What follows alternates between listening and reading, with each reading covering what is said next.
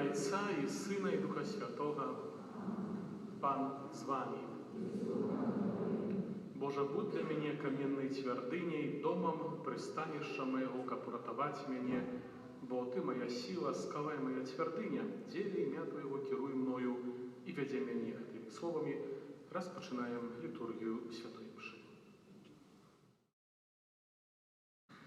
Дорогі брати і сестри, вітаємо нашої супольності щиро ксяндза Олега Ятрашка, директора доброчинного католицького товариства «Каритас» у Гродні. Так як об'являли у минулую неділю, сьогодні ми в виході з костьола будемо збирати ахвярування на потреби «Каритас» Гродненської дієцезії.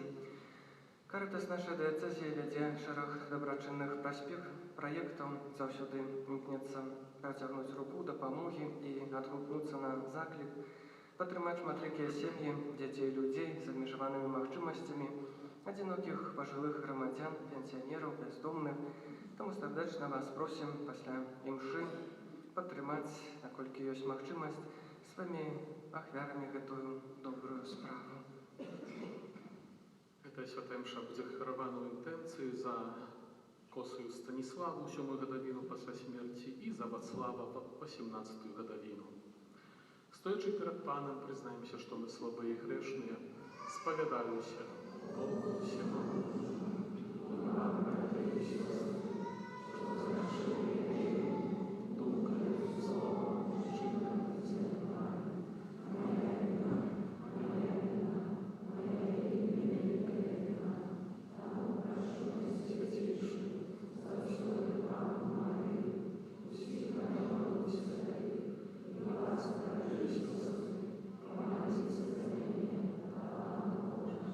Нехай змілуецца над намі Бог усемагутны, адпусціўшы нам грахі, давядзе нас да жыцця вечнага.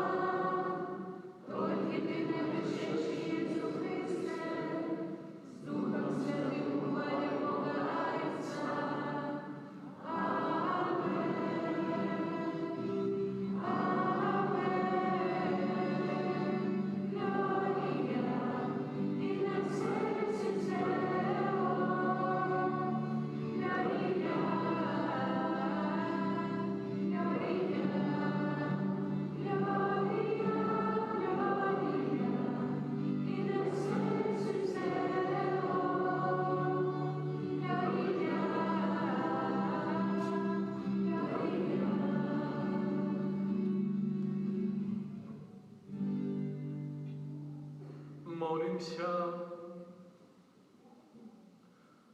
Боже, Ты хочешь пробывать у серцах праведных и щирих.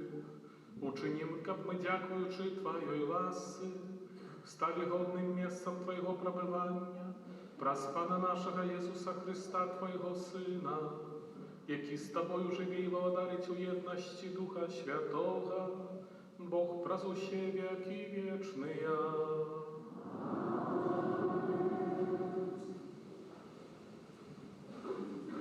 Читание книги Левита. Пан промовил до Моисея и Аарона, кажучи, коли человек має на скуру тіла своего пухлину, ці струп, ці белую пляму, і з'явиться на скуру тіла ягоного, язва прокази, то треба привести його до святара Аарона, ці до одного з синов ягоних, святаров. Гэта прокажений чоловік, як нечистий, і святар повинен обвестить його нечистим, бо на голові його не язва, і прокажений, на яким ёсць гэта язва, повинен мець оденье свое разорванным и покрытую голову, заслоненную бороду, и повинен кричать: «Нечистый, нечистый!» И он будет нечистый весь час, покуль будет им язва, и он нечисто будет жить, а сонное и жилье ягонное поза лагером. Это Слово Божие.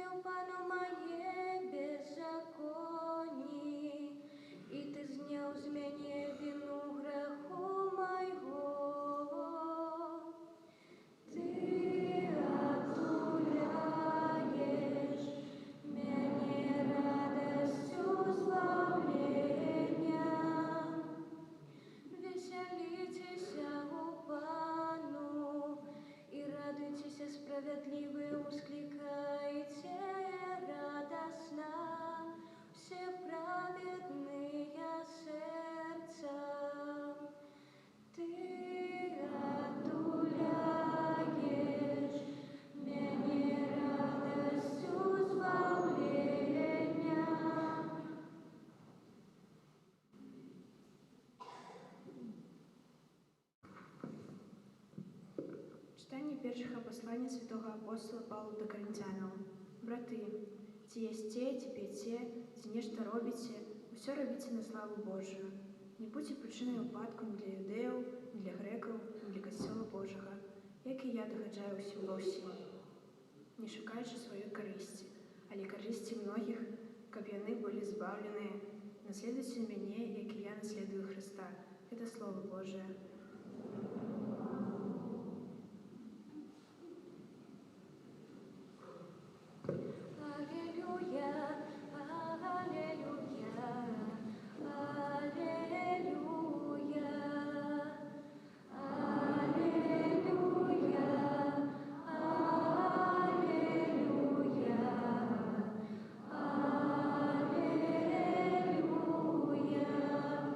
Великий пророк постался род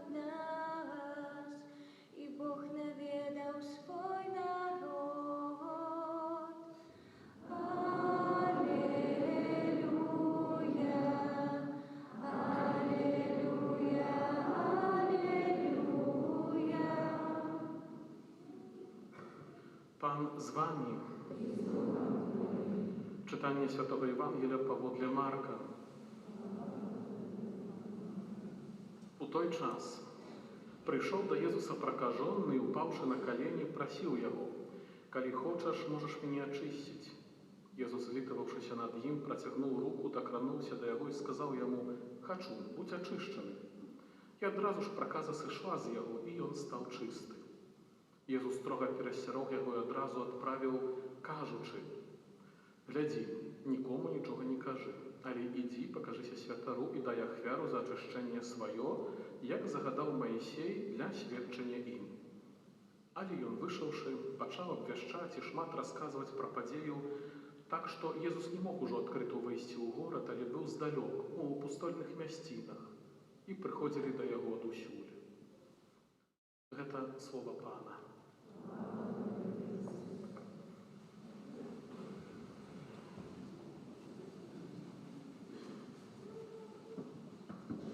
Ну как, проснулись уже? То добро. Глядите, мы сегодня слышали, слышали, что в Евангелии сейчас было, о чем читали? Ну, Да, слушали. и о чем? О том, что я не знаю, кто там просил у Бога, но чтобы он был чистым. А потом пошел всем это рассказывать. И дальше уже не помню. Дальше не помню. Ну, дальше уже было менее интересно, правда? То есть пришел прокаженный. Прокаженный, вы не знаете, что такое проказа? Что за хвороба такая? Нет? Страшная хвороба, заразная. Вот, человек начинает гнить живьем. Раны появляются, да, начинает это все болеть, кровоточить, да, в принципе, очень такая болючая болезнь, очень больно. И на то время, на той час, да, когда жил там Иисус, не было лекарства. Да, не было лекарств, не было антибиотиков, не было каких-то там противовирусных средств, которые можно было бы эту болезнь победить. Поэтому люди иногда выздоравливали, но в основном умирали от этой болезни. Но так как болезнь была заразная, то люди что не могли, такие больные, что не могли сделать? Выходить. Ну, на улицу как раз они могли выходить, они не могли быть среди кого? Среди людей. Среди людей здоровых, да. Потому что это была заразная болезнь. Мы недавно переживали коронавирус, да, тоже старались там ограждаться, где-то там старались не появляться где-то, где много людей, маски одевали, руки мыли по 10 раз и по 20 в день. Вот. А тогда люди, которые заражались такой болезнью, они должны были выйти за город или деревню, где жили. Выйти и жить там, за городом, за деревней, потому что, ну, чтобы не заразить здоровых. И так как человек такой не мог войти в деревню в свою или в свой городок, где он жил, то этот человек был изолирован от других людей, правильно? То есть, если, например, заболел папа в семье, все, он должен был уйти и жить где-то, да, где не было здоровых людей. И мы не могли к нему пойти в гости. Да? Мы могли занести ему еду, где-то на условленном месте мы оставляли пищу, чтобы он мог прийти, например, взять покушать. Но вот прийти, там, обнять, да, за голову потрепать нельзя было. А какое наказание было за то, если бы такой больной пришел бы к здоровым? Не знаете, сегодня про это мы не читали так, но вот как вы думаете, как могли наказать такого человека? Смертью. Его бы закидали камнями. Да? То есть его просто бы закидали камнями, и он бы погиб бы, такой человек. Ну, потому что люди защищались от эпидемии, не хотели тоже заболеть. И поэтому такой человек, да, он жил где-то в одиночестве. Иногда они собирались вместе, прокаженные, больные, да, собирались вместе, группкой, могли вместе жить. И если бы, например, я и шел бы, и был бы какой-то человек прокаженный, он должен был кричать: «Я нечистый, я нечистый!» Да, потому что, чтобы я понимал: ой, не чистый, я пойду сейчас другой обойду стороной, потому что можно заразиться, ну и тоже потом, скажем так, быть больным и умереть от этой болезни. То есть такой человек, видите, у меня тоже тут проблемы с носом, но я не кричу, что нечистый, вроде бы не проказа.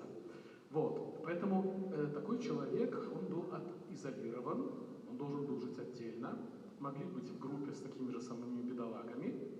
Вот, этот человек был лишен общения с здоровыми людьми, своей семьей. Этот человек был лишен чего еще? Друзей. Общество, место жилья. Место жилья, да, они очень часто жили в каких-то там, скажем, скалах, там, в расщелинах. Работы. Образование, естественно, да. И очень важно, знаете, чего они были еще лишены? Любви. На них глядели, как прокаженные, да.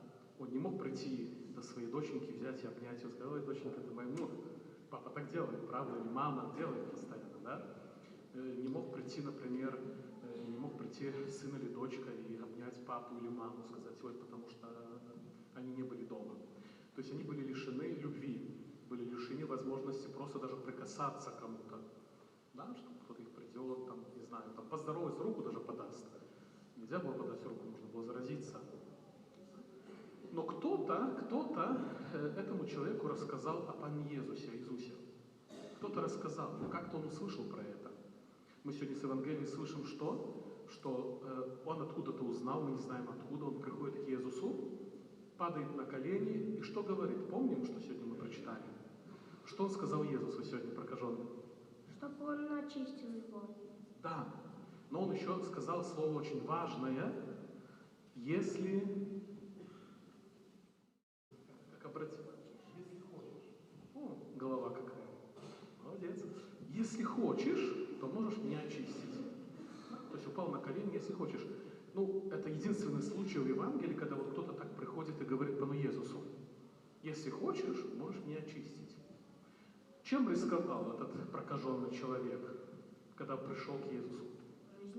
Жизнью рисковал. Потому что Пан Иисус стоял, были ученики его, были тоже, например, другие люди, которые там искали Пана Иисуса, их много было.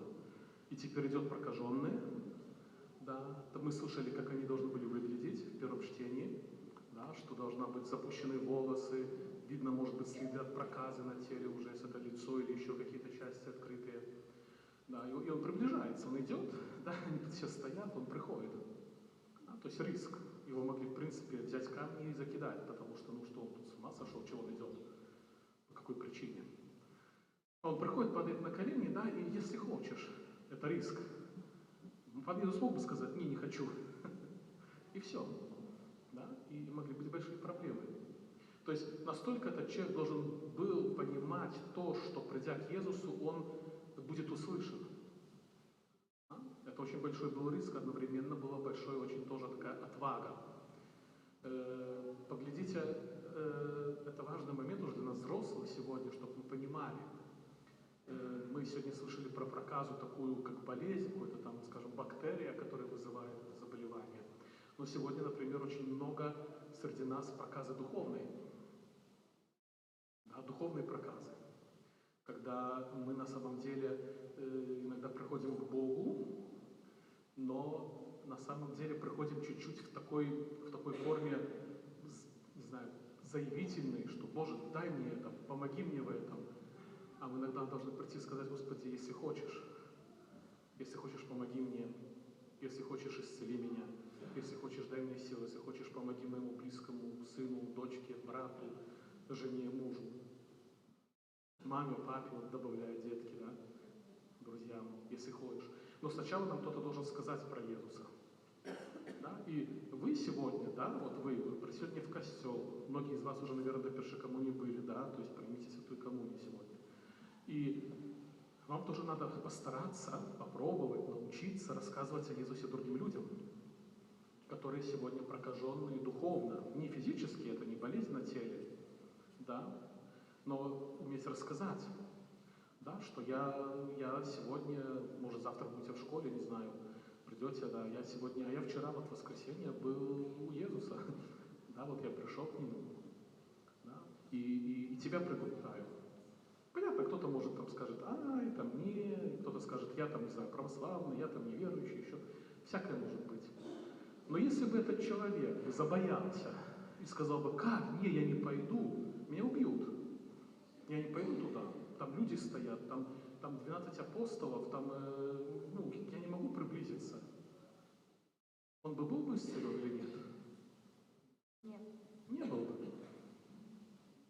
Не был бы исцелен. То есть надо было рискануть.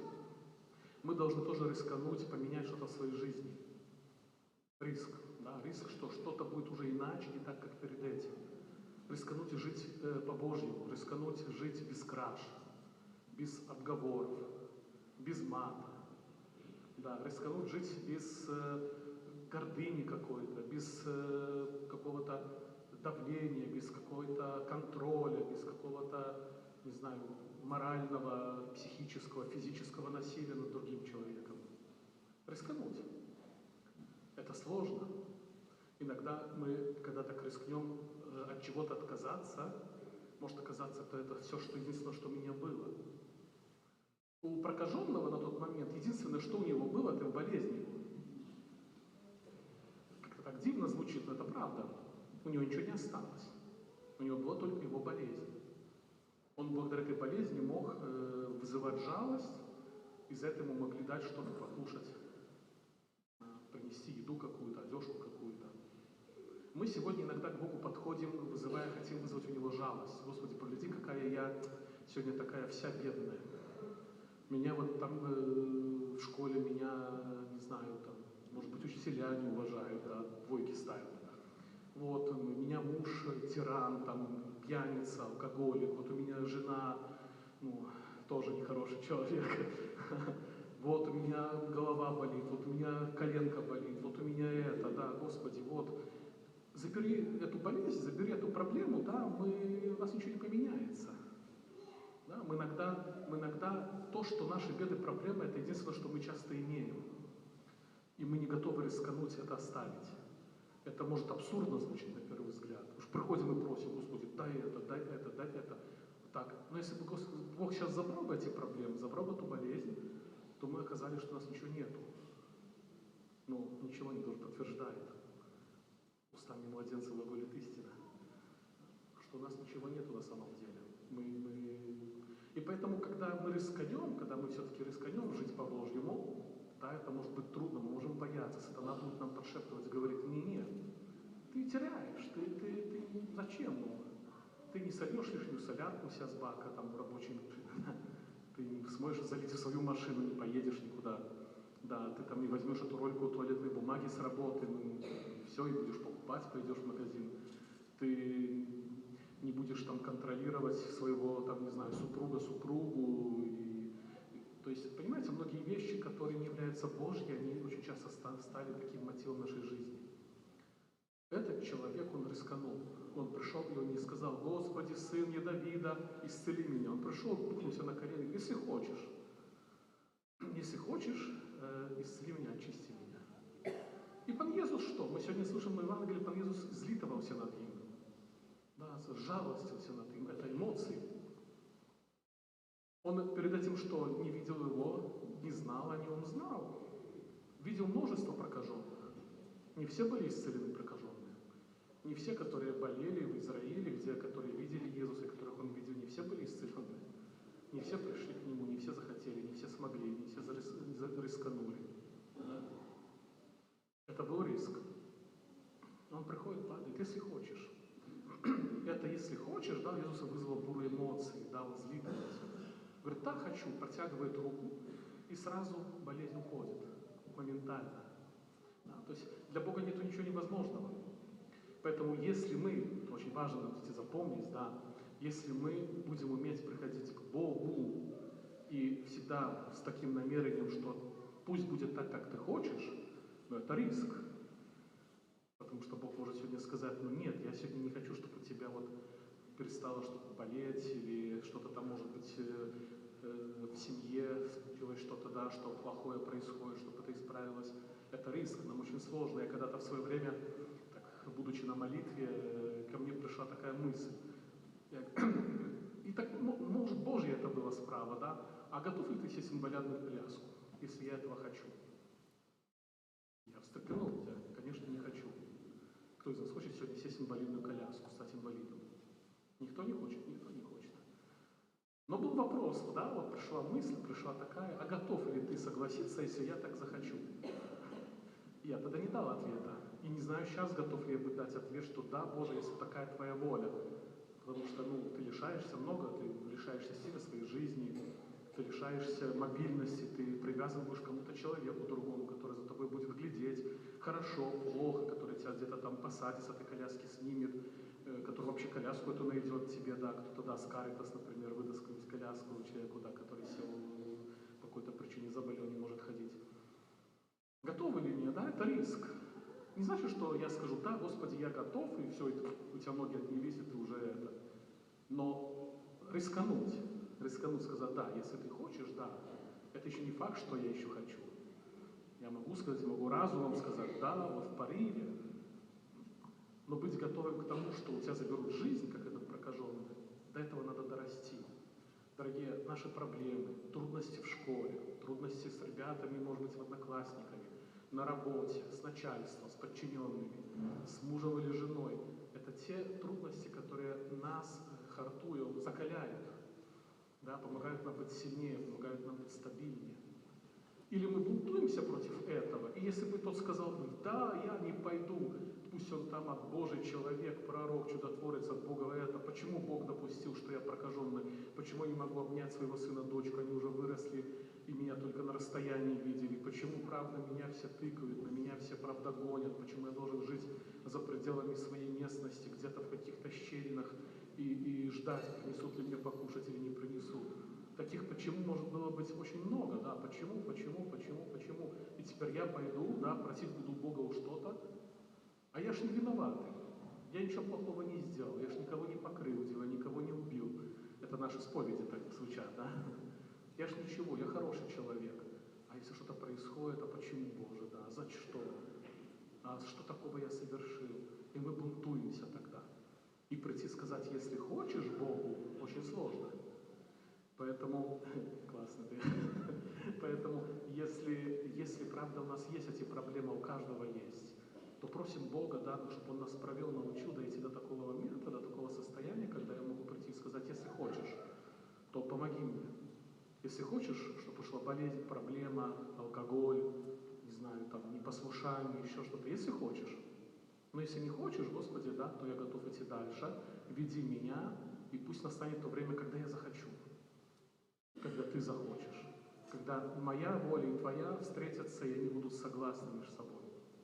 Дорогие, как слышали сегодня, я представитель Каритаса нашего Гродненского, я думаю, что вы слышали это название во всяком случае, встречались, наверное, иногда с этой организацией.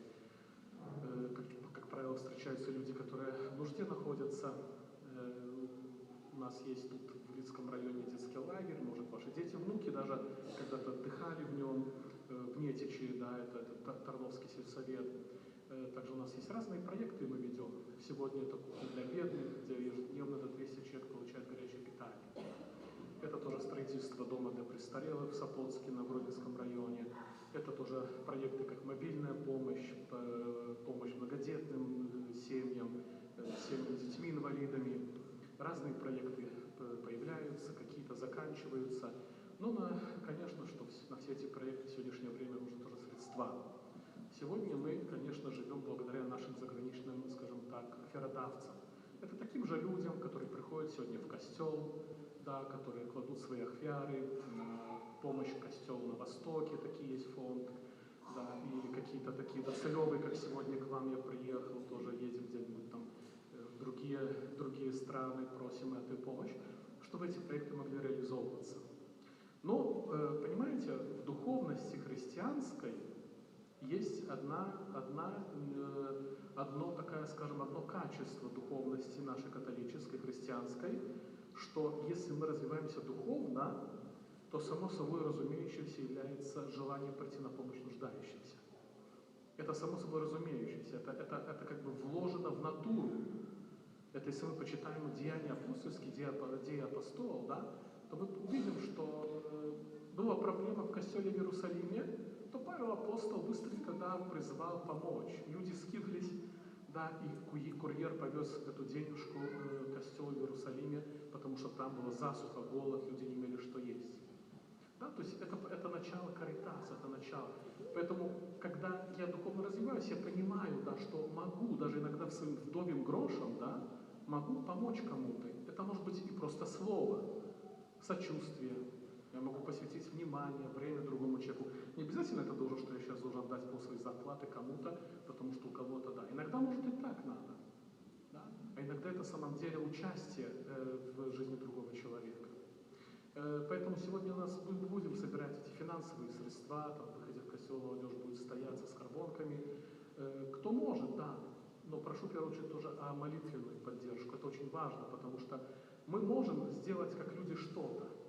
Можем помочь, можем положить этих рубль, 10, 20, но Бог может провести так, да, что на самом деле наше служение оно будет более качественное, более конкретное. Наши планы, у меня планов есть и то сделать, и там, и это. Они классные. То есть помощь кому-то это очень классно. Но хочет ли так Бог, я не знаю. Да? Потому что Бог может сказать, не-не-не, спокойно. Надо сделать это, Господи, это, так а чего? Это вообще как бы бессмысленно. А по итогу оказывается потом, если мы послушаем это, да, с этого выходят еще лучшие, большие какие-то деяния, плоды больше, более что-то круто, более что-то качественное. И без молитвенной поддержки очень сложно понять это. Это как у нас в жизни, да, мы голос Бога слышим, когда мы открыты на это. А молитва другого человека, она помогает нам сконцентрироваться, принять, хоть иногда разум человеческий будет говорить, нет, ты что, ну это глупость. Ну ты что, я пойду сейчас к этому целителю, да, прокаженному, упаду на колени, он мне поможет. Это же глупость, ты что? Разум человеческий скажет, нельзя, тебя убьют. Ты нарушаешь закон Моисея. Тебя убьют, нельзя идти туда. Успокойся, живи, уже такая твоя судьба. Может, исцеление получишь, молись к Богу, да, проси Его, проси Яхве, Он тебе поможет, возможно, да, а к Нему не иди, не надо. Думаете, не переживал, да, этот человек таких искушений? Я думаю, переживал. Это нормальное искушение. Не иди, нельзя, убьют. Не лезь в пузобье. Да? Но мимо всего, да, он пошел, научился слушать Бога, верить Ему и доверять. Поэтому мы тоже в наших проектах каритасовских мы должны научиться верить и доверять. Поэтому еще раз благодарю вас за эту возможность такую, ксензу Пробощу, за то, что тут можно было приехать. И там тоже молодежь будет со скорботками, будет давать такие карточки, кто хочет, может взять. Это уже современные возможности пожертвования через ЕРИП или QR-код.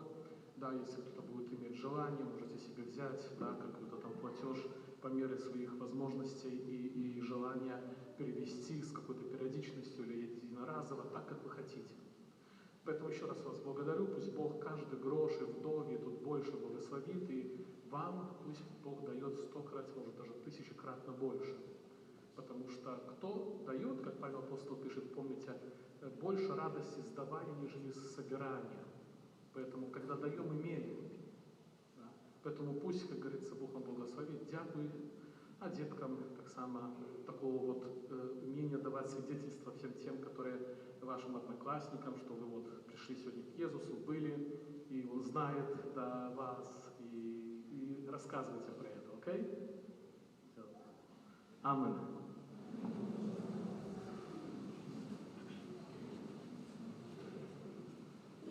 Вызнаем нашу веру единого Бога,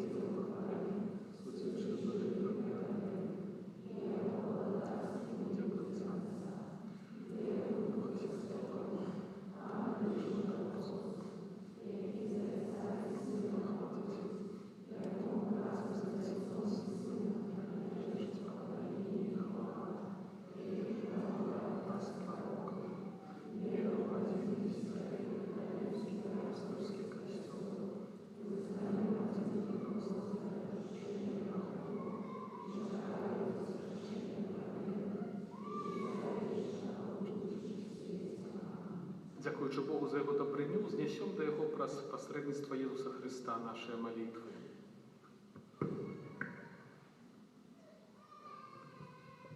Молімся за святы касцёл, каб усіх людзей ён давёў да святла Божай праўды. Цябе просім.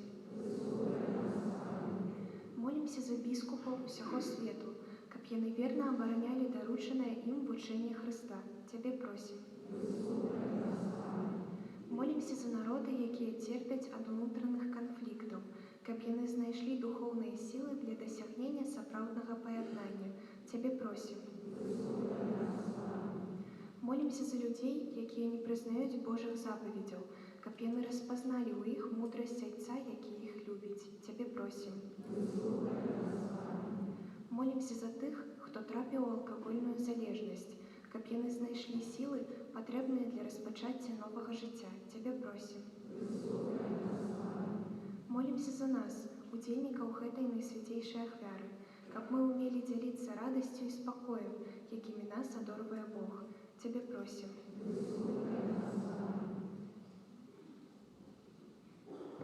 Молімся таксама ў інтэнцыі за памерлую Станіславу і Вацлава Косых. Цябе просім. Божа наш Стваритель, выслухай наши молитвы, учини, как мы были годны сузирать Твою хвалу вечности праз Христа Пана нашего.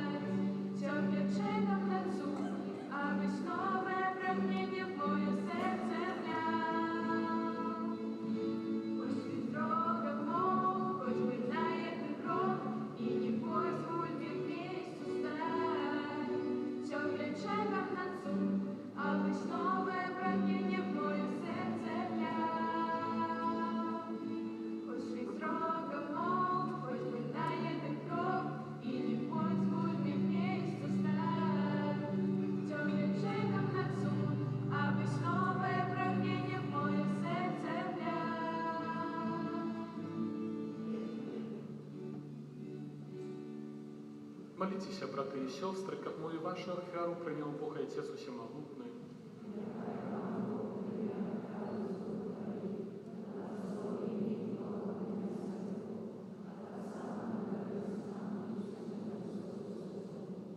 Просим Тебя, милосердный Боже, нехай гэтая ахвяра нас очистить и обновить, и забеспечить вечную вознагороду тем, кто выконывает Твою волю, праз Христа Пана нашего. Пан з вами, угору серце. Подякуємо Пану Богу нашому. Сапраўды годна гэта і справядліва, слушна і збавенна, каб мы заўсёды ўсюды Табе складалі падзяку, Пане Святы Ойче Всемагутны Вечны Божа. У Табе мы жывем, рухаемся і існуем, і ў нашым зямным вандраванні заўсёды адчуваем Тваю дабрыню і носім у сабе задатак вечнага жыцця. Бо маючы першыя дары Духа, праз якога Ты уваскрасіў з мёртвых Езуса, мы спадзяемся атрымаць вечны ўдзел у пасхальнай таямніцы. Таму з усімі анёламі мы Цябе праслаўляем з радасцю усклікаючы.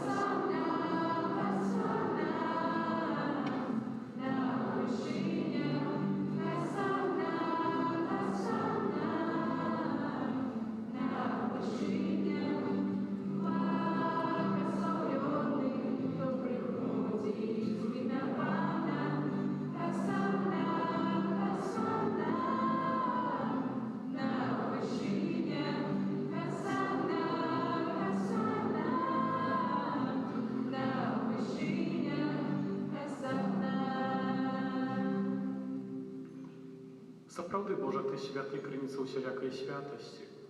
Таму ў еднасці з усім касцёлам у першы дзень тыдня, калі Езус Христос уваскрос і спаслаў на апостолаў Духа Святога, праз Христа просім Цябе, Всемагутны Божа.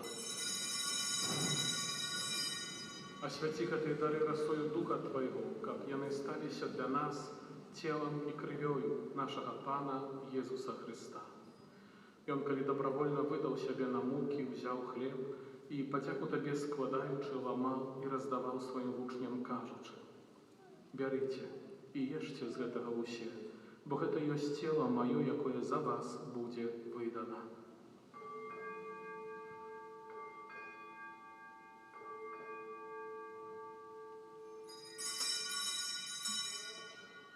Падобным чынам па вячэры ўзяў келіх, зноў Табе падзяку складаючы, падаў сваім вучням, кажучы: «Бярыце і піце з яго ўсе, бо гэта ёсць келіх крыві маёй новага і вечнага запавету, якая за вас і за многіх будзе праліта дзеля адпушчэння грахоў, гэта чыніце на маю памяць».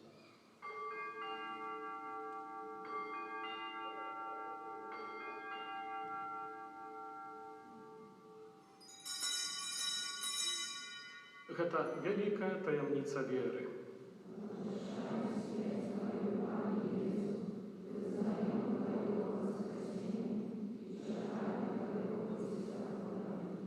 Успамінаючы смерці з мёртвых паўстання Твайго Сына, ахвяруем Табе, Пане, хлеб жыцця і келіх збаўлення, дзякуючы, што ўчыніў нас годнымі стаяць перад Табою і служыць Табе. Пакорна молім Цябе, каб усіх нас, прымаючых цела і кроў Христа, Дух Святы сабраў у адно. Памятай, Пане, пра касцёл Твой рассеяны па ўсім свеце, удасканалі яго ў любові разам з папам нашым Францішкам, біскупам нашым Александрам і ўсім духавенствам. Памятай таксама пра братоў і сясцёр нашых, якія паснулі ў надзейна ў васкрашэнні, пра ўсіх, хто ў Твоёй ласцы адышоў з гэтага свету, і дазволіў убачыць святло аблічча Твайго. Просім Цябе, змілуйся над усімі намі, каб мы заслужылі ўдзел у жыцці вечным у еднасці з Найсвяцейшай Богородицей Паннай Марыяй, са святым Юзафам яе абраннікам, са святымі апосталамі, усімі святымі, якія спрадвеку падабаліся Табе, каб з імі мы хвалілі і праслаўлялі Цябе, праз Сына Твайго Езуса Христа. Праз Христа, з Христом і ў Христе, Табе, Боже Ojcze Всемогутний, у єдності Духа Святого, уся пошана і хвала, праз усе веки вечные. Молимся до Отца Небесного, як нас навучил Єсус Христос.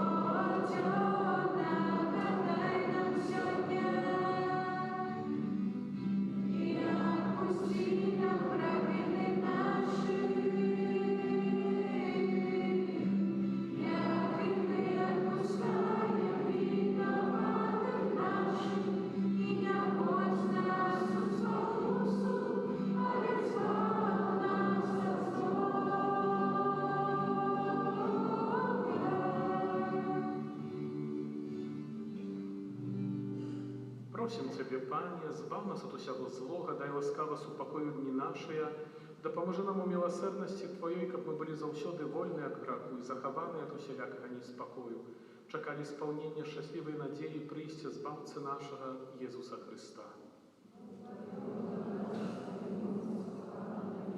Пане Езу Христа, Ты сказал апостолам Твоим: «Супокой покидаю вам, супокой мой даю вам». Просим, не зважай на грехи наши, але на веру Костела Твоего, и будь ласкавы згодна з Твоей волей, одарить его супокоем и едностью, які живеш і владариш на веки вечные. Супокой Пана нехай заўсёды будзе з вами. Передайте ближнему знак супокою.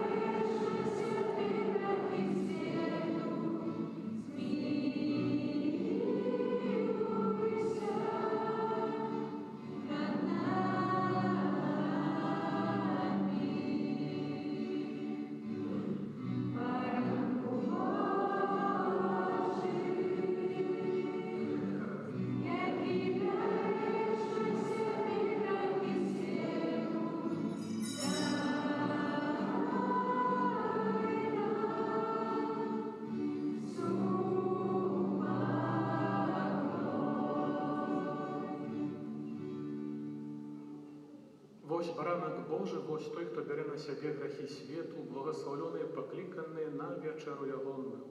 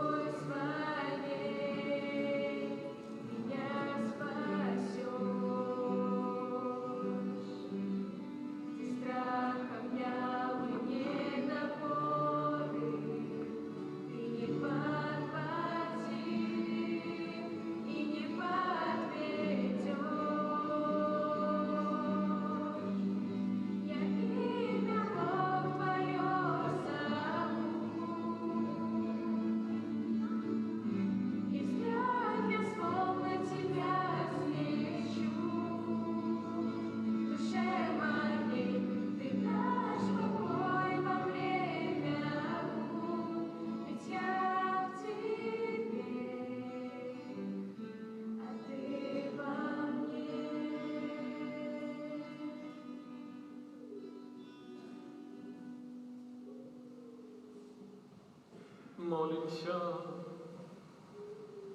Узмоцненыя дарам Eucharystycznym просім Цябе, Божа, каб мы заўсёды прагнулі гэтага хлеба, які дае нам жыццё сапраўднае праз Хрыста Пана нашага.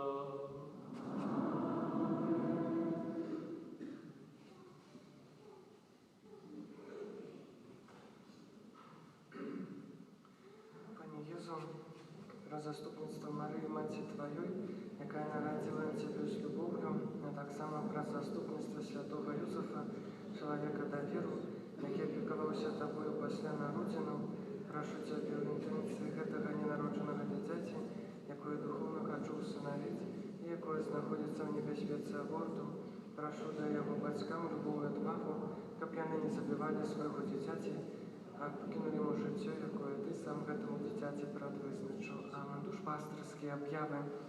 Святий Ружанець, на гэтым тыдні просім правесці наступныя ружанцовыя групы па нядзелах каралевы веравызнаўцаў, аўторак Маці Христовай, серада зяставання Пана, чацверг Маці Божай Троицы Цудоўнай, пятніца каралевы пабожных школаў, субота каралевы супакою, нядзеля гадзіна 18 каралевы апостолаў. На гэтым тыдні ў літургіі адзначаем 14 лютага папялец, папяльцовая серада, пачатак Вялікага посту. У гэты дзень святар пасыпае галовы веруючых попелам, вымаўляючы такія словы: «Памятай, чалавек, што ты прах і прахам станеш», або «Навяртайцеся і верце ў Евангелие». Святая імша адбудзецца у 8 гадзін, у 9:30 і 18:30. У папяльцовую сераду, Вялікую пятніцу, для вернікаў прадпісана не толькі ўстрыманне ад мяса, але і сціслы пост, які заключаецца ў абмежаванні колькасці спажытай ежы. Пры такім пустным абмежаванні дапускаецца один раз з'есці дасыта і спажыць невялікую колькасць ежы раніцай і ўвечары. Не з'яўляецца грахом незахавання посту і ўстрымання ад мяса, калі няма магчымасці учыніць гэта па аб'ектыўных прычынах, напрыклад, супольнае харчаванне ў школе, у шпіталі, служба ў войску і гэтак далей. Ад папяльца у днях 15, 16, 17 лютага супольна з паўсюдным касцёлам будзем перажываць квартальныя дні малітвы, просячы аб дары духа пакуты. 18 лютага, першая нядзеля Вялікага посту, ахвяраванні, збіраныя ў наступную нядзелю падчас святых імшаў, будуць прызначаны на патрэбы нашай гродзенскай дыяцэзіі. Падчас Вялікага посту святы касцёл захвочвае сваіх верных да глыбокага разважання таямніц нашага збаўлення, таямніцы мукі і смерці нашага Пана Езуса Хрыста. Трэба памятаць, што падчас Вялікага посту паводле касцёльных наказаў мы павінны захоўваць ва устаноўленыя дні посту і ўстрымання ад мясных страў, не ўдзельнічаць у забавах, дыскатэках. Набажэнства, песні, жальбы, гошкі жалі ў нашым касцёле будзе адбывацца ў кожную нядзелю пасля імшы а гадзіне 13.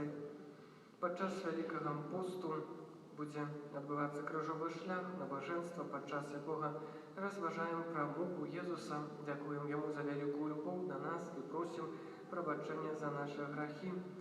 Для дарослых у пятніцу а гадзіне 9:30 і 18:00, для дзяцей у суботу а гадзіне 16, для моладзі у суботу а гадзіне 19 пасля вячорнай святой імшы. Запланаваны таксама тэрмін рэкалекцый парафіяльных. Яны адбудуцца з 15 па 17 сакавіка, з пятніцы па нядзелю.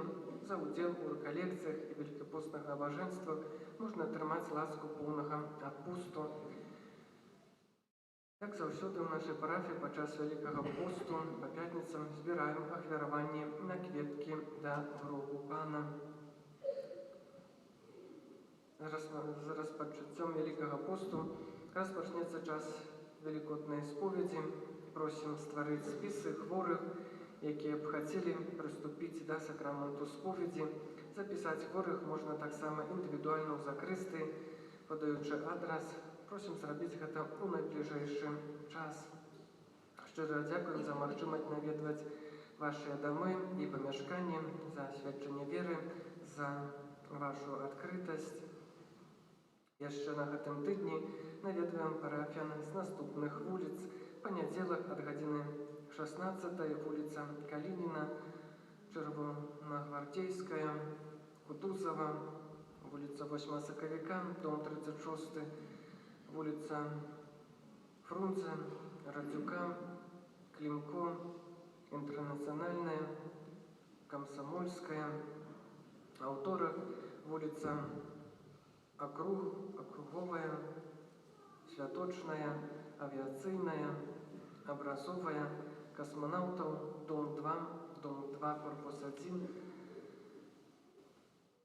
Герцена, Глинки, Менделеева, Чацверг, вуліца Жабінскага, Добролюбова, Партызанская, Чарняховскага, Носкова.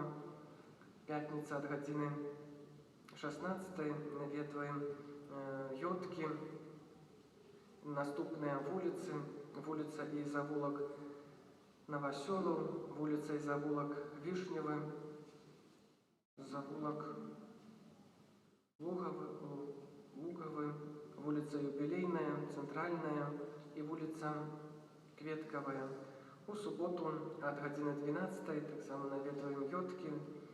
Наступныя вуліцы: вуліца Маладзёжная, Школьная, Садовая і завулак Зялёны, вуліца Вясенняя, Арэхавая, Прыдарожная. Таксама аб'явы для мужчын у санктуарыі Пана Езуса Журботнага у Росі з 16 па 18 лютага адбудуцца рэкалекцыі для мужчын на тэму «Куды вядуць мяне мае думкі». Ахвотныя могуць патэлефанаваць па нумарах, вызначаных на плакаце на дашцы аб'яваў.